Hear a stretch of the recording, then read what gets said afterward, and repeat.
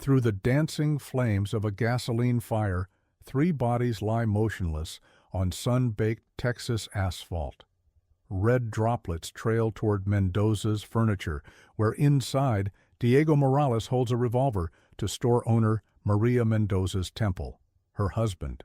Jose bleeds from his knees, forced to watch. Their son clutches a rosary behind the register, praying in whispers. "Last chance, Buddha. Sign the papers." Diego's gold rings catch the afternoon light as he tightens his grip on the weapon. "Or I paint these walls with your pretty face." Maria's hand trembles as she scrawls her signature, signing away her family's 20-year legacy for pennies. Through tears, she watches Diego's men torch invoices, family photos, everything that can't be stolen. Across the street, Ryan Walker watches through his gun shop's storefront. His fingers drum against the glass counter, each tap marking another second of restraint. A familiar tension coils in his shoulders, the same feeling he knew in Fallujah, in Yemen, in places that don't exist on any map. "You seeing this shit?" Danny, his young employee, gestures at the scene. "Third business this week. Someone should do something." Ryan's voice carries the weight of experience. Someone will. Through his scope, he counts 6 cartel soldiers, studies their movements, their weapons, their patterns. Old habits die hard.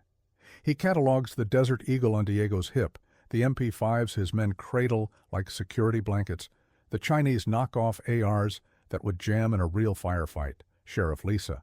Harper's cruiser rolls up too late as usual. She exits with hand on holster, but Diego's already sliding into his Escalade, leaving Maria sobbing in her husband's arms. The sheriff catches Ryan's eye across the street, a silent exchange that speaks volumes. They both know what's coming. Night falls. Ryan closes shop, arms the security system that's far more sophisticated than any small-town store should need. He drives home in his weathered F-150, past the "Welcome to Echo Springs" sign riddled with bullet holes. The radio crackles with reports of another business burning. His house sits alone on 5 acres, a modest ranch style surrounded by mesquite and iron gates.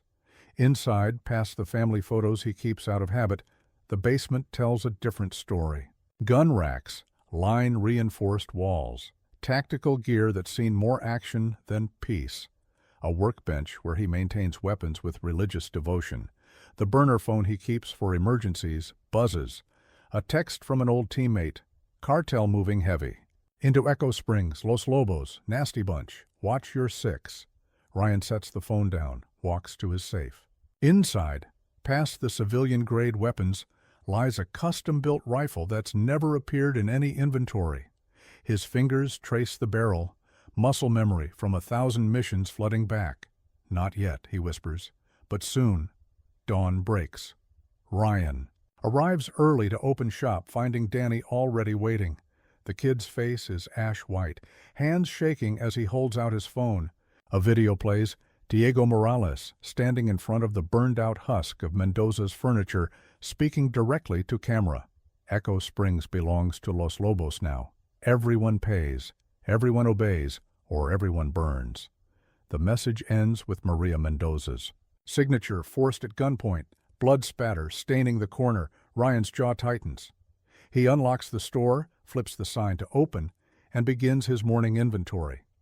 But his mind is elsewhere, calculating angles, planning entries and exits, mapping kill zones. When Diego's men finally walk through his door, they won't find some small-town shopkeeper. They'll find the ghost they never knew was hunting them. A black Escalade cruises past the shop, slowing just enough for Ryan to catch Diego's smirk through tinted windows. The cartel leader's hand makes a slashing motion across his throat, universal language for what's coming. Ryan doesn't react, doesn't flinch, just continues restocking shelves with mechanical precision.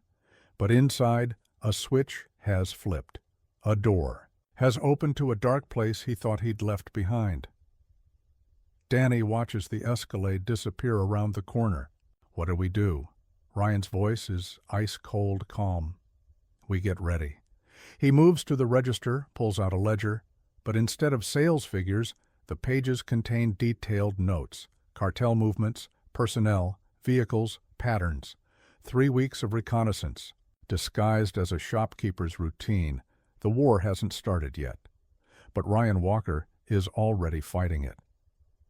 Through his store windows, Echo Springs goes about its morning routine. Citizens hurry past Mendoza's charred storefront, eyes down, pretending not to see, but Ryan sees everything. And soon, Los Lobos will learn what it means to threaten a man who's spent his life perfecting the art of violence. They just don't know it yet. 2 cartel soldiers enter Walker's Firearms at high noon, sweat beading on collar-tattooed necks. They prowl the aisles like hyenas, knocking merchandise off shelves, making a show of disrespect. Behind the counter, Ryan continues cleaning a Remington 870, each stroke of the cloth measured and precise. The taller one, skull tattoo crawling up his jawline, leans over the counter. "Nice shop you got here, gringo. Be a shame if something happened to it." Ryan doesn't look up, just continues his methodical work. "Store's closing early today. Time to leave." The second thug laughs, pulls out a switchblade, starts scratching his name into a display case. "You don't understand, pendejo. This isn't a request. It's a tax. $2,000 a week keeps your windows intact." Now Ryan looks up.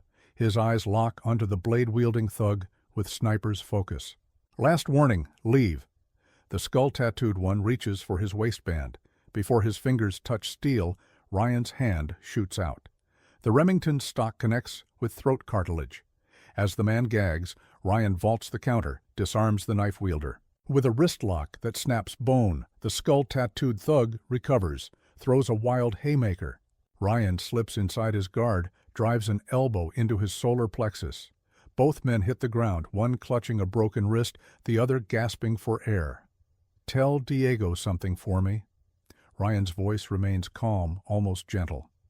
"This store isn't paying any tax, and if his men come back, they leave in bags." Danny emerges from the stockroom, eyes wide at the wreckage. Ryan tosses him the keys. "Lock up. I need to make a house call." He drives to Sheriff Harper's office, finds her reviewing security footage of another shakedown. She doesn't look up. "Heard you had visitors." "Nothing I couldn't handle." "They'll escalate. You know that." She finally meets his eyes. "This isn't like your other work, Ryan. These people have reach. They'll keep coming." Ryan's fingers trace a scar on his forearm. Souvenir from an op in Kandahar. "Let them." Lisa stands, moves to a map of Echo Springs pinned to her wall. Red markers indicate cartel activity. They've taken over half the businesses on Main Street. Protection rackets, money laundering, drugs moving through legitimate shops. Town council's terrified. Mayor's probably on the payroll. And you're overwhelmed. Department's got 6 deputies. Los Lobos has an army. She turns back to him. "I'm not asking you to be a hero. Just be careful." Ryan leaves without answering.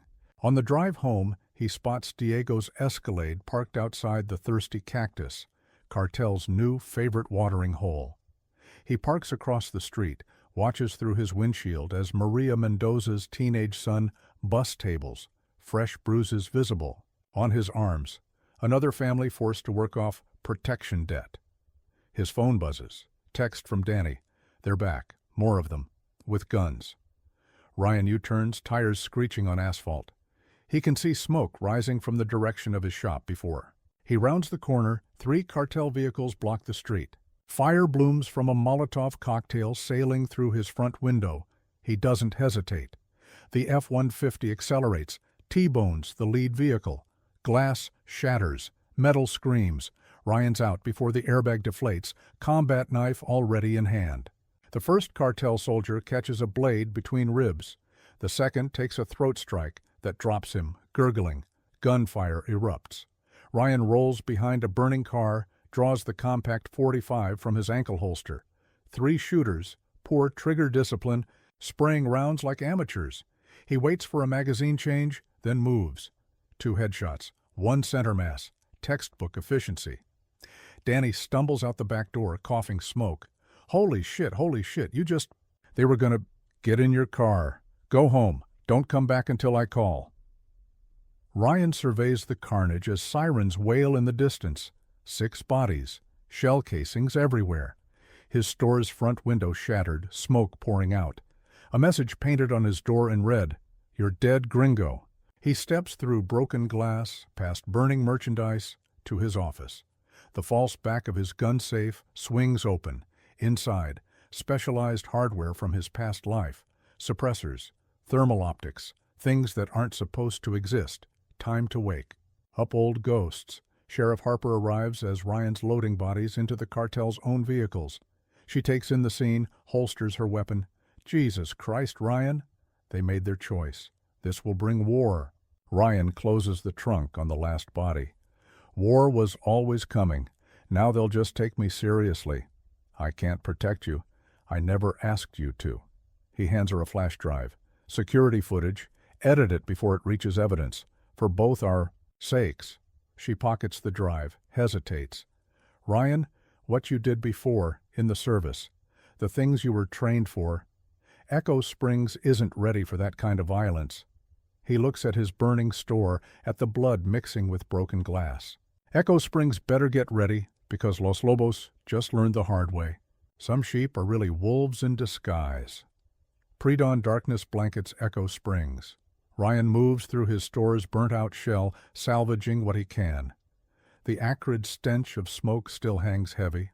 His phone lights up with a message from an unlisted number. Surveillance photos.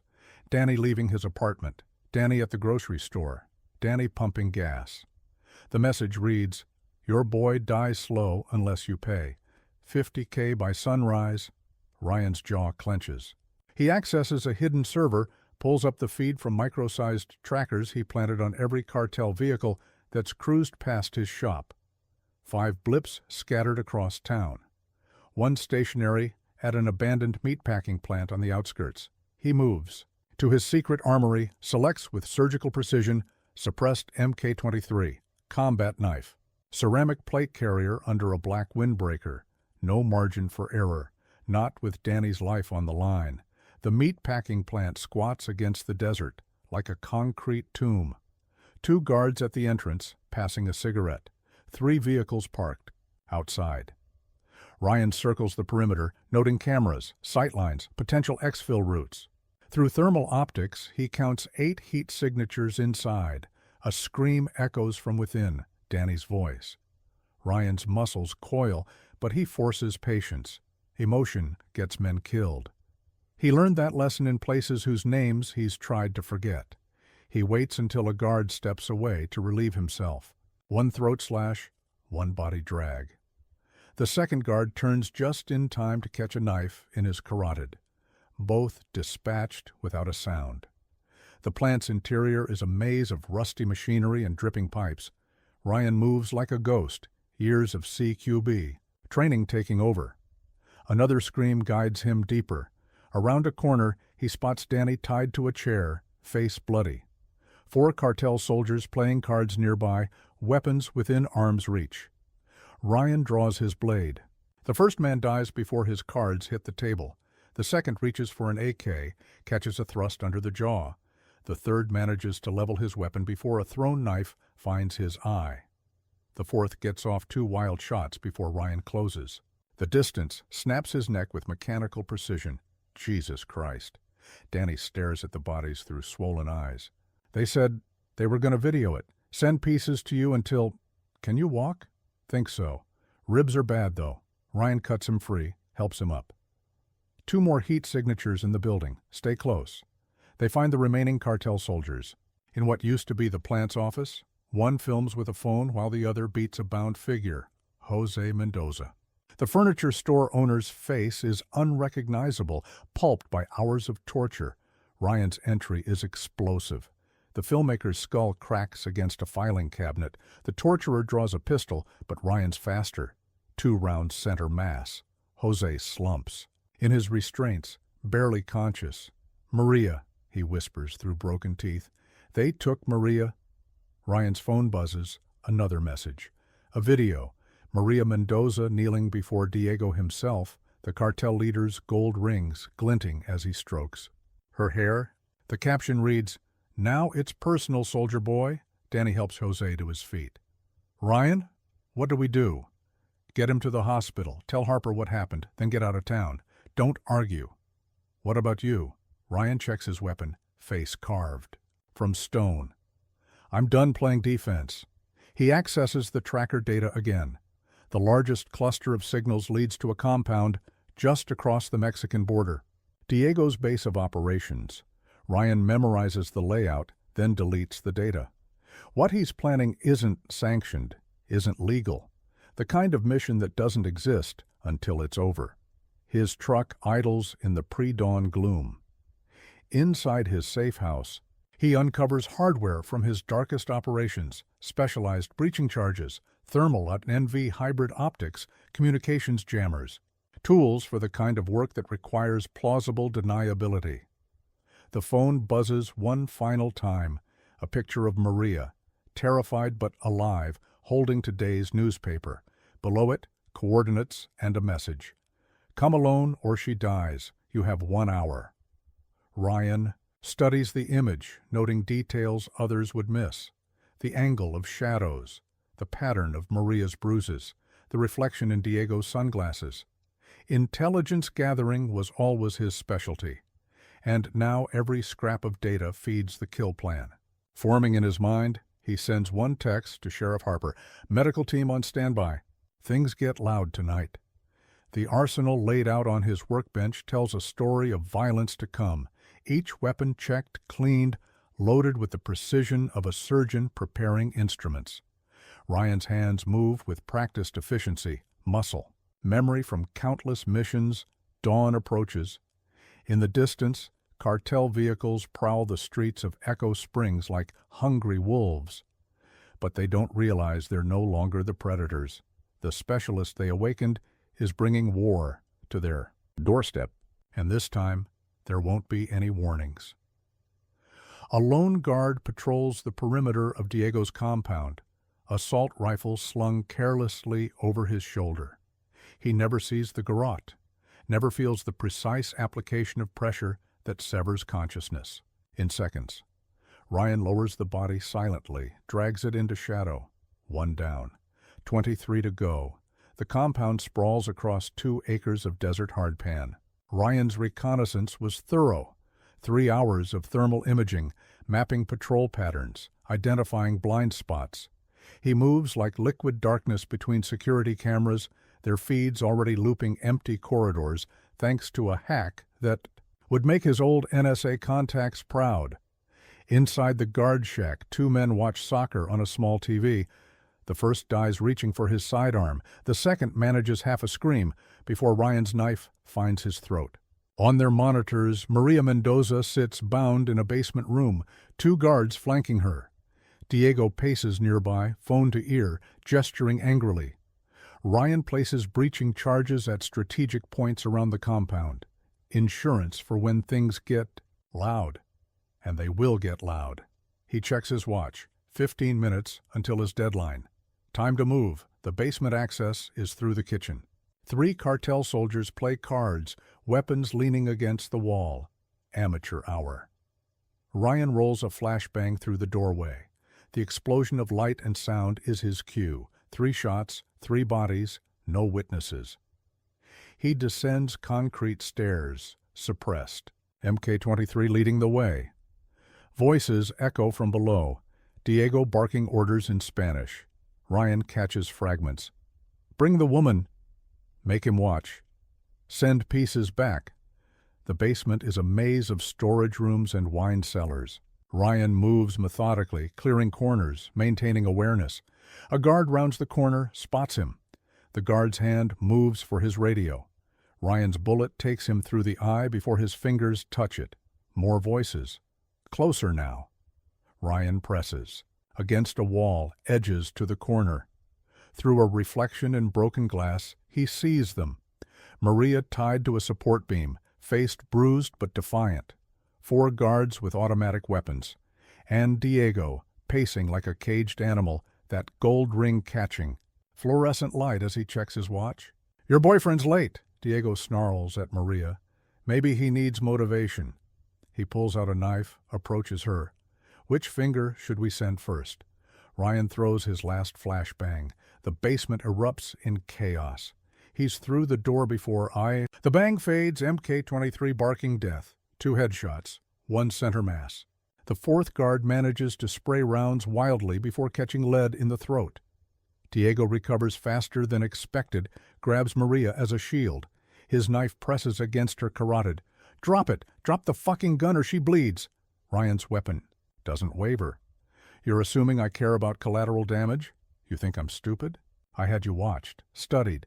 You're not just some gun store owner. You're special forces. Black Ops. You people have rules, lines you won't cross." "You should have studied harder." Ryan's voice is Arctic cold. "I'm the one they sent when rules didn't matter anymore." A single shot rings out. The bullet passes through Maria's hair, threads the nanometers between her skull and Diego's, explodes the cartel leader's left eye. He drops, knife clattering away. Maria stumbles forward as Ryan catches her. How did you know you wouldn't hit me?" Ryan's already moving her toward the exit. "Because I never miss." Shouts from above. Heavy boots on stairs. Ryan's window is closing. He triggers the first set of breaching charges. The explosion rocks the compound's foundation. Gunfire erupts as reinforcements realize they're under attack. "Hold on to me." We move fast. Maria grips his tactical vest as Ryan leads them through smoke-filled corridors. More explosions above as charges detonate, sowing chaos. They emerge into the kitchen to find 3 cartel soldiers waiting. Ryan pushes Maria behind cover, draws his backup weapon. The firefight is brutal, close quarters. When the smoke clears, only Ryan still stands. They make it to the courtyard. Engines roar as vehicles full of reinforcements approach. Ryan triggers the final charges. The compound's fuel depot erupts in a fireball, cutting off pursuit. Through flames and smoke, they run for Ryan's hidden vehicle. Maria buckles in as Ryan floors the accelerator. Behind them, secondary explosions tear through Diego's empire. She watches in the rear view as her torturer's kingdom burns. "They'll come for revenge," she whispers. "Let them." Ryan's eyes never leave the road. "I'm counting on it." The desert night swallows them as they race toward Echo Springs. But this isn't over. Diego was just a captain in Los Lobos' hierarchy. The cartel will send worse. Send everything. They have. Ryan's grip tightens on the wheel. For the first time since leaving the service, he feels truly alive. The quiet life was never meant for men like him. Some ghosts don't rest. Some warriors never fade. Sheriff Harper stands in Ryan's rebuilding gun shop staring at surveillance photos spread across the counter. Satellite imagery shows convoys. Crossing the border, dozens of vehicles, hundreds of armed men. Los Lobos isn't sending another captain. They're sending an army.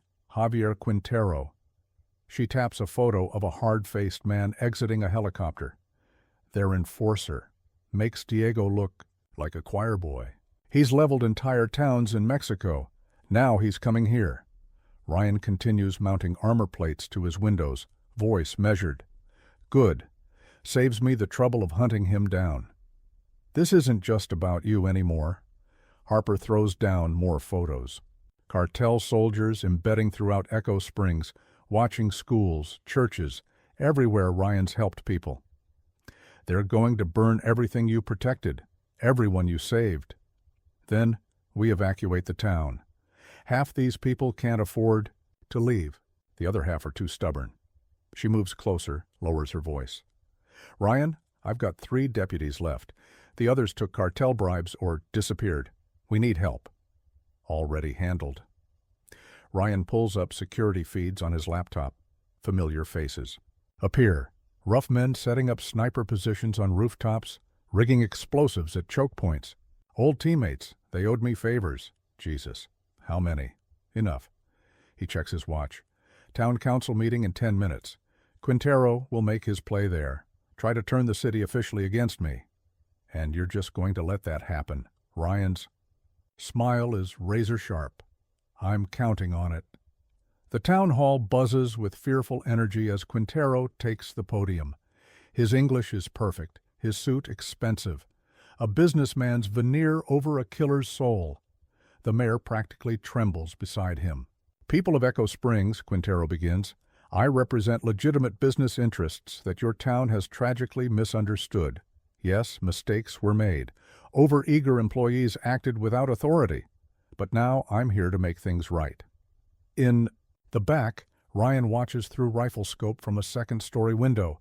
Could end it with one shot. But that's not the play. Not yet. All we ask is cooperation, a small tax for protection, in return, peace, prosperity, an end to violence. Quintero's smile doesn't reach his eyes. Or you can continue supporting a dangerous vigilante, a man whose actions have brought death to your streets. The choice is yours, the crowd murmurs. Ryan's scope shifts to the shadows behind Quintero. Count 16 gunmen concealed among the townspeople. Amateur hour, his radio crackles. Overwatch in position, confirmed 20-plus hostiles outside, armed vehicles at every intersection. Hold positions, Ryan whispers. Wait for the signal. Quintero continues his speech, painting Ryan as a dangerous extremist, but the enforcer's eyes keep darting to his phone, waiting for word that his men have found their real targets. Ryan's phone buzzes. A text from Danny. They're moving on the hub. Safe house. Maria and Jose are still inside. Right on schedule. The Mendoza's safe house is a ranch 10 miles out. Quintero's men approach in force. 3 tactical vehicles, 15 shooters. They breach the door, find the house empty. Then, the ground erupts. Claymore mines shred the first wave. Ryan's teammates emerge from concealed positions, weapons hot. The ambush is precise, devastating. No cartel soldier makes it back to their vehicles. In town hall, Quintero's phone finally buzzes. His face darkens as he reads the message. The businessman's mask cracks. Enough games. He draws a pistol, grabs the mayor. Walker, I know you're here. Show yourself or this puppet bleeds. Ryan's voice carries from the shadows. You should have studied the blueprints better. The floor beneath Quintero's feet explodes. A shaped charge sends him crashing into the basement as Ryan's teammates toss flashbangs through windows. The room erupts in controlled chaos. When the smoke clears, every cartel gunman lies dead or dying. Quintero pulls himself from the rubble, face bloody, to find Ryan's boot on his chest.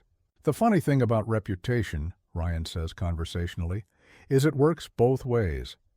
I let rumors spread about where I hid Maria. Let your spies think they found my weakness. But the whole time, I was studying you, learning your playbook. Los Lobos will send more. Quintero spits blood. Bigger men than me? That's what Diego said, before I put a round through his eye. Ryan's pistol presses against Quintero's forehead. Any last words? Go to hell, American. You first. The gunshot echoes through town hall. Sheriff Harper helps. Evacuate shocked civilians as Ryan's team secures the building.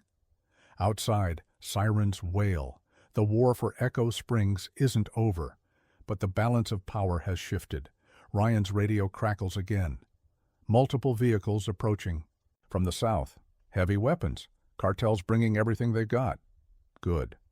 Ryan checks his ammunition, nods to his teammates. Time to remind them why they used to call us ghosts. The sun sets over Echo Springs as both sides prepare for the coming storm.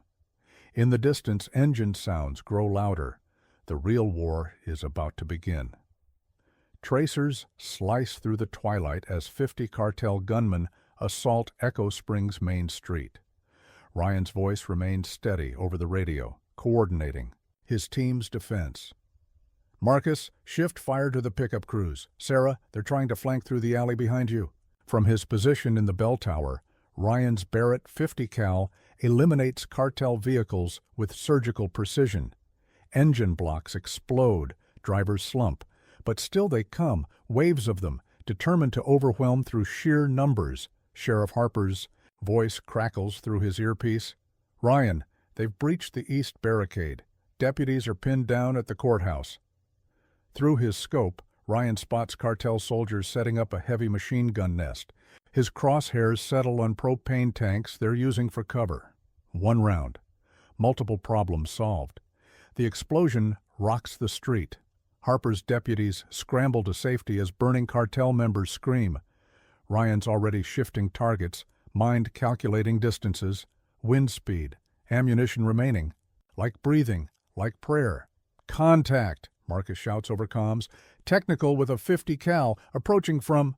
Static cuts his transmission. Ryan swings his rifle toward Marcus's position. The technical, a pickup truck with mounted heavy machine gun, has his teammate pinned behind a burning car. Ryan steadies his breathing, waits for the perfect shot. The technical's gunner disappears in a red mist. The driver swerves, crashes into a storefront, but more vehicles appear behind it, an endless stream of headlights approaching from the border. Fall back to secondary positions, Ryan orders. They're trying to spread us thin. His teammates acknowledge, withdrawing under cover fire. They've drilled this, prepared fallback points throughout town. Each position rigged with surprises for their pursuers, Sarah's voice tense but controlled. Multiple foot mobiles entering the hospital. They're taking hostages. Harper, get your people to the hospital, Ryan responds. I'll cover you from here. A new voice cuts across their frequency, heavily accented English. Very impressive, Mr. Walker. But how long can you maintain this defense? We have more men, more guns, and now more innocent lives to bargain with. Ryan recognizes the voice. Eduardo Ruiz, Los Lobos' second in command. The man who built their empire through bloodshed and terror. Last chance, Ruiz. Withdraw. Take your army back across the border. Ruiz laughs. You misunderstand. This is your last chance. Surrender now. We kill you quickly. Continue fighting. We kill everyone in this town, starting with the hospital patients. Ryan's scope finds Ruiz, standing confidently behind his men. Protected, untouchable, for now. Marcus, Sarah, new objective. Hospital breach, west entrance. Harper will distract them at the front. Ryan's voice hardens. I'm going to have a chat with Mr. Ruiz. He rappels down the bell tower as explosions rock the hospital's front entrance. Harper's deputies engage the cartel forces, drawing attention. Ryan moves through back alleys, shadow to shadow, his rifles replaced by close-quarters gear. This next part gets personal. Inside the hospital, gunfire echoes through sterile corridors. Marcus and Sarah execute their breach perfectly. Cartel soldiers drop before they can threaten hostages. Professional, clean. Ryan enters through the loading dock, eliminating 2 guards with his suppressed MK-23. In his ear, Harper coordinates the evacuation of patients and staff. Everything proceeding according to plan. Now for Ruiz, he finds the cartel lieutenant in the hospital's administrative office, furiously coordinating his men's defense. 6 bodyguards, all special forces deserters from various armies. An actual challenge. Ryan announces his presence with a flashbang. The room erupts in close-quarters violence. His blade finds the first guard's throat. Second drops from a double tap to the chest. Third manages to land a punch before Ryan breaks his neck. The remaining 3 rush him together. Training kicks in, muscle memory from 1,000 fights. One goes down to a leg sweep and finishing shot. Another catches Ryan's knife in the eye. The last gets his arm broken before a point-blank headshot. Ruiz raises his hands, backing away. Wait, I can offer you anything. Money, power, name your price. You still don't understand. Ryan advances. This was never about money. Then what? Some pathetic moral crusade? You can't save this town. The cartel is everywhere. We are everything. No. Ryan's voice is death itself. You're just another target. Ruiz draws a hidden blade, slashes with desperate speed. Ryan deflects, counters with a strike that shatters the man's knee. As Ruiz crumples, Ryan disarms him with casual efficiency. Your men are being routed. Your hostages are free, and you're about to send a message. Outside, the tide has turned. Harper's deputies and Ryan's teammates have the remaining cartel forces in retreat. But Ryan knows this isn't over. Los Lobos will send more, send everything. He zip-ties Ruiz, drags him to the hospital roof. Below, cartel vehicles burn, bodies litter the streets. The cost of their ambition. Ryan pulls out his phone, starts recording. Tell them what happened here. Tell them what's coming. Ruiz, broken and bleeding, stares into the camera. Echo Springs is protected. Walker, he's not human. He's a ghost, a demon. If you value your lives, stay away. Los Lobos has no power here anymore. Ryan ends the recording, sends it to every cartel contact in Ruiz's phone. Then he turns to his prisoner, eyes cold as Arctic night. "Please," Ruiz whispers, "I did what you asked." "Yes, you did." The pistol shot echoes across Echo Springs. One more body for the pyre. Dawn breaks over Echo Springs. Ryan walks through the destruction, cataloging the cost. Burnt-out vehicles, block intersections. Shell casings carpet the streets. The hospital's walls bear bullet scars, but inside, patients are safe. Protected. Marcus approaches, fresh bandages on his arm. Counted 37 cartel bodies, plus whatever got caught in the vehicle explosions. Conservative estimate, we took out a quarter of their fighting force. They'll send more. Ryan kneels, examines distinctive shell casings. These aren't cartel standard, Russian-made, military-grade. Someone's supplying them. Someone big. Ryan's phone vibrates. A message from his old NSA contact. Satellite footage showing massive convoys mobilizing across the border. But something's different. These aren't cartel gunmen. These are professionals. Military precision. State-of-the-art weapons. They've hired contractors, Ryan mutters. Mercenaries. Sarah joins them, her sniper rifle slung across her back. How many? At least 100, maybe more. Ryan zooms in on the footage. Ex-Spetsnaz, former Delta, anyone who'll take their money. Sheriff Harper's cruiser pulls up. She looks exhausted, but her eyes are steel. Just got word they hit 3 other towns along the border, same time as us. Anywhere that resisted them, Ryan's jaw tightens. Sending a message. There's more. Harper hands him her phone. A video plays, Los Lobos' actual leader, Carlos El Rey Ortiz, speaking directly to camera. The cartel king rarely shows his face. Now he's making exceptions. "Mr. Walker," Ortiz's voice is cultured, calm. "You've cost me millions, killed my best men. But more importantly, you've made me look weak. This cannot stand." The camera pans to show a warehouse full of weapons, not street hardware, military gear, the kind that topples governments. "I've spent $50 million hiring the best killers money can buy. They have no loyalty except to cash, no rules except victory. In 1 hour, they cross the border. In 2, they reach Echo Springs." The video ends. Harper looks at Ryan. "We need to evacuate, right now." "No." Ryan's already moving toward his shop. This ends today. Inside, he unseals hidden caches, equipment even his teammates haven't seen, prototypes, classified tech, the kind of hardware that doesn't officially exist. "Marcus, take Harper's deputies. Get the civilians to the old mine tunnels." Ryan checks magazines, calibrates optics. "Sarah, high ground. Pick your shots. Make them count. What about you?" Ryan loads grenade launchers with custom rounds, experimental explosives, things that would make Geneva conventions nervous. "I'm going to welcome our guests." An hour later, Ryan crouches in a drainage culvert south of town. Through high-end optics, he watches the mercenary army approach. They move with professional discipline, drones providing overwatch, electronic warfare gear scanning for ambushes, all useless. The first vehicle hits his buried EMP mine. Electronics die. Communication goes dark. Before they can react, Ryan triggers. The first ambush. Thermobaric charges rupture the morning air.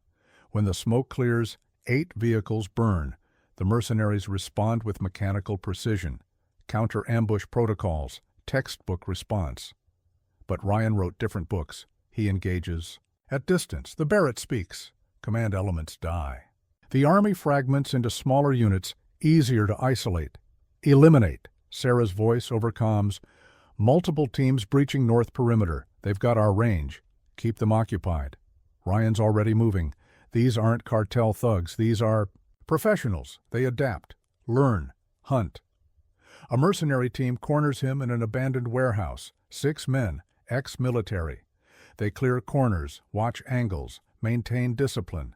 Real. Operators, Ryan introduces them to a darker kind of warfare. The fight is brutal, clinical, no wasted movement. 2 die before they acquire target lock. 1 catches Ryan's knife in the throat. Another loses half his skull to point-blank fire. The last 2 rush together. Ryan takes a grazing shot but drops them both. More radio chatter. The mercenaries are pushing into town. Heavy weapons. Civilian casualties imminent. Ryan triggers his backup plan. Charges planted days ago detonate. Strategic buildings collapse, channeling the enemy into prepared kill zones. Sarah and Marcus engage from elevated positions. Harper's deputies coordinate civilian evacuation. But the mercenaries keep coming, wave after wave. Professional killers. Earning their pay in blood, then a new voice cuts across all frequencies. Ortiz himself. Impressive, Mr. Walker, but futile. I'm already across the border. In 1 hour, I arrive with another 100 men, and another after that.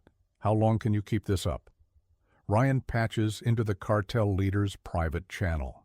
Long. Enough. Check your accounts. A pause. Then explosive Spanish cursing. What did you do? While you focused on Echo Springs, my NSA friends traced your money, every account, every hidden asset. As of 2 minutes ago, you're broke. Your mercenaries are fighting for IOUs. Through his scope, Ryan watches mercenary teams pause, check phones. Command channels fill with payment inquiries. Demands for confirmation. You're lying. Check again. Oh, and smile for the satellites. FBI's been watching your border crossing. Task force is inbound. Seems hiring foreign mercenaries counts as an act of war.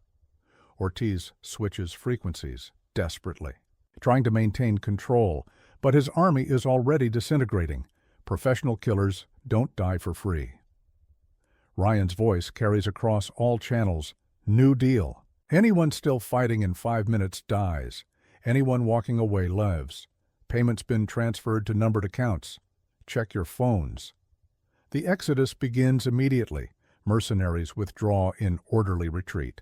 Some even wave sarcastically at security cameras. But Ortiz isn't finished. One last transmission.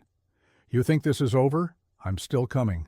With my true believers, the ones who don't fight for money. Good. Ryan chambers around. I prefer true believers. They die easier. The mercenaries' retreat leaves an eerie calm over Echo Springs. Ryan watches from high ground as Ortiz's loyalists approach. 30 vehicles strong. No military discipline, no tactical formation, just raw hatred and bloodlust. Sarah's voice crackles. These aren't soldiers. Spotting gang tattoos, cartel. Marks, these are the true believers. Exactly. Ryan checks his remaining ammunition. Religious fanatics are predictable. They'll hit hard. No tactics, no fear, just violence. Through his scope, he spots Ortiz himself riding in an armored Suburban. The cartel king wears tactical gear over designer clothes, a warrior's costume worn by a businessman playing soldier. Marcus.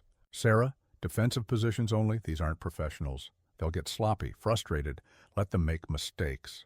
The cartel convoy reaches Main Street. No subtlety now. They open fire on everything. Storefronts shatter. Parked cars explode. Pure destruction. Ryan lets them push deeper into town. Lets their rage build, their guard drop.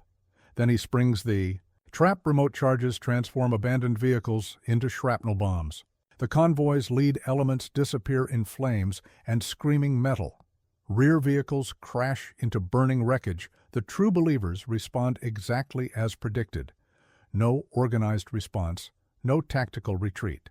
They pour from their vehicles, spraying bullets at shadows, wasting ammunition, exposing themselves. Sarah's rifle cracks, clean headshots. Marcus engages closer targets, each shot precise, professional. But the cartel soldiers keep coming. Death means nothing to men who worship violence. Ryan moves through pre-planned routes, engaging, withdrawing, striking again. The old guerrilla playbook written in blood. Some lessons carved deeper than others. A cartel team corners Marcus in the Yawa hardware store. Ryan arrives to find his friend wounded, still fighting. 4 bodies circle him. 2 more rush the entrance. Ryan's entry is pure violence. No weapons, just hands and hate. He breaks the first man's neck, uses him as a shield against the second's wild shots. Close combat, intimate killing. When it's done, only Ryan stands. Getting slow, old man. Marcus grins through bloody teeth. Getting dramatic. Ryan helps him up. Harper's waiting with medical. Go. What about you? I've got a meeting with management. Ortiz's voice booms through mounted speakers. Is this what you protected? Look around. Your precious town burns anyway. Your friends bleed, all because you couldn't kneel. Ryan triggers his final surprise. The town's ancient water tower groans, support, beams, rigged to fail. Thousands of gallons crash down, washing cartel soldiers off their feet. In the chaos, Ryan moves. More explosions, more death. The true believers die in waves, but they die believing, die fighting. Ryan almost respects their conviction. He reaches Ortiz's position. The cartel king's security detail rushes to intercept. Ryan's response is mechanical, efficient, no wasted energy. Just the pure mathematics of violence. When the last guard falls, Ortiz emerges from his vehicle. No more designer suits, no more boardroom swagger, just a man with a gun and dwindling options. You've destroyed everything. Ortiz's voice shakes. With rage. My empire, my reputation, my legacy. That was the point. Ryan advances through smoke and flame. Your kind only understand one language. Ortiz raises his weapon, a gold-plated desert eagle, compensating till the end. I am a king. You're a businessman who played at being a warrior. Ryan doesn't break stride. Big difference. The cartel leader's first shot goes wide. His second catches Ryan's armor. The third never comes. Ryan crosses the distance in 2 steps. His knife takes Ortiz's gun hand at the wrist. The cartel king screams, stumbles back. Wait! Wait! Ortiz clutches his bleeding arm. Think about this. I can give you anything. Everything. We can be partners. Ryan picks up the fallen Desert Eagle, studies the gaudy weapon with professional disgust. You still don't understand. This was never about money, never about power. Then what? What could be worth all this? Simple. Ryan chambers around. Some lines shouldn't be crossed. Some people shouldn't be threatened. Some towns deserve peace. Ortiz laughs madly. Peace? Look around. You've brought nothing but war. No.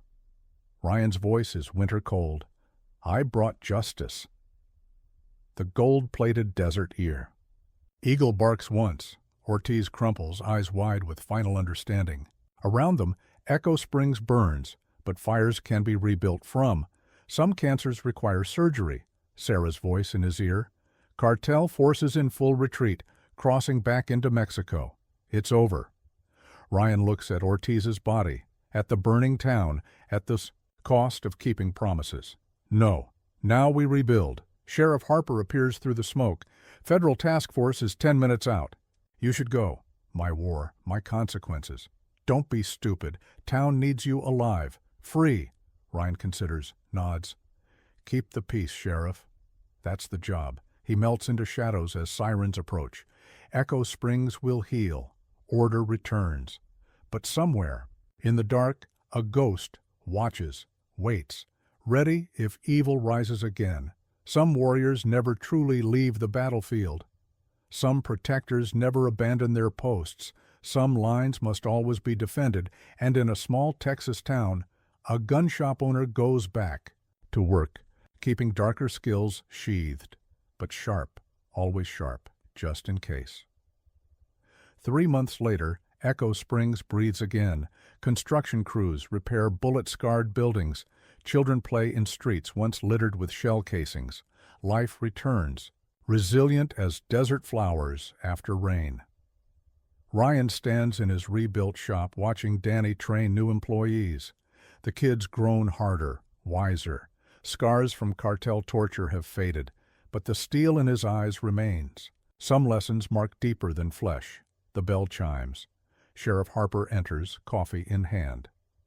Heard from the feds, Los Lobos is officially dissolved, smaller gangs fighting over scraps, none willing to come near Texas. They'll remember. They better. She studies the new security screen showing every approach to the shop. Your friend staying in town? Ryan nods. Marcus runs the gun range now. Sarah teaches tactical courses, wolves who found a home worth guarding. Town could use the extra protection. Town could use some peace. That's why we're here. Through the window, Maria Mendoza walks past. Her family's furniture store rises from ashes, stronger than before. Jose's limp may never fade, but his spine stays straight. Pride restored. Ryan's phone buzzes. A message from his NSA contact, Cartel. Remnants gathering in Juarez. New leadership rising. Old hatred brewing. Not today's problem, but tomorrow's always coming. Danny approaches with inventory reports. Got something you should see, boss. Orders from 3 towns over. They're having cartel problems. Asking if you do consultations. Ryan almost smiles. Tell them we're just a gun shop. Right. Danny's grin says he knows better. They all do. The desert sun sets over Echo Springs. Ryan closes shop, drives home past the welcome sign. No more. Bullet holes, new paint, fresh start. His house looks the same, but underneath changes run deep. New security, better arsenal. Lessons learned in blood. In his basement, tactical gear stays ready. Weapons cleaned, maintained. Not because he hungers for war, but because peace demands preparation. The burner phone rings. Harper's voice carries urgency. Border Patrol found. Something. Mass grave. Fresh. Not cartel style. Something worse? Maybe. Witness mentioned men speaking Russian. Military gear. Professional. Ryan's fingers trace his rifle's familiar lines. Some wars never end. Some soldiers never rest. Some. Battles echo forever. Keep me posted. He ends the call, looks at surveillance feeds. Echo Springs sleeps peaceful. For now. But darkness always hungers. Evil always rises. And in a small Texas town, a warrior stays vigilant. The war for Echo Springs is over. The next one's just beginning. Downtown, Maria closes her store. Jose kisses her goodnight. Danny shares beers with Marcus and Sarah. Harper patrols quiet streets. A community healed, stronger, ready. And in a gun shop built like a fortress, a former ghost keeps watch. Not because he chose this life, but because some men are built to guard the lines between light and dark, between peace and chaos, between good and evil. Some warriors never fade, some protectors never rest, some battles are worth any cost, fade to black.